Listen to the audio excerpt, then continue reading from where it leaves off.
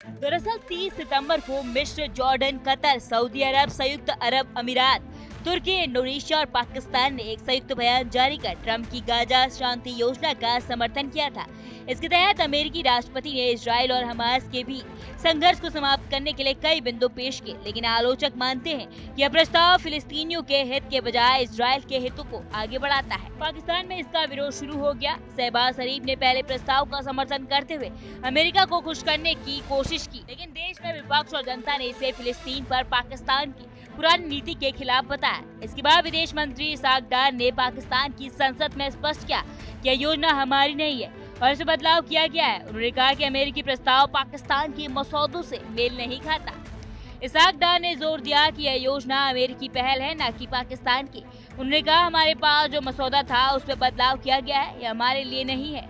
इस बयान से स्पष्ट है कि पाकिस्तान सरकार डबल गेम खेल रही है। प्रधानमंत्री शहबाज शरीफ अमेरिकी समर्थन के लिए आगे बढ़ते हैं, जबकि विदेश मंत्री इससे दूरी बना रहे हैं। विदेश मंत्रालय और अंतर्राष्ट्रीय विशेषज्ञ स्थिति को डबल गेम का उदाहरण मानते हैं। एक तरफ पाकिस्तान अमेरिकी योजना का समर्थन कर रहा है, तो दूसरी ओर सरकार ने इसे अपनाने से दूरी बनाई।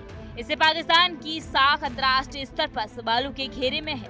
इस बीच अरब देश भी इस प्रस्ताव से खुश नहीं है और फिलिस्तीनियों के हितों पर प्रभाव डालने की आशंका व्यक्त कर रहे हैं। विश्लेषकों का मानना है कि यह विवाद पाकिस्तान की विदेश नीति में अस्थिरता और अंतर्राष्ट्रीय स्तर पर उसके राजनीतिक दबाव को दर्शाता है।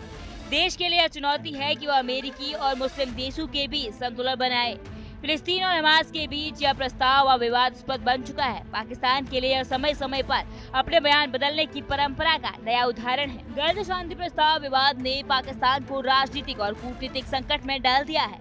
प्रधानमंत्री और विदेश मंत्री के अलग अलग रुख ने देश की विदेश नीति में भ्रम पैदा कर दिया है।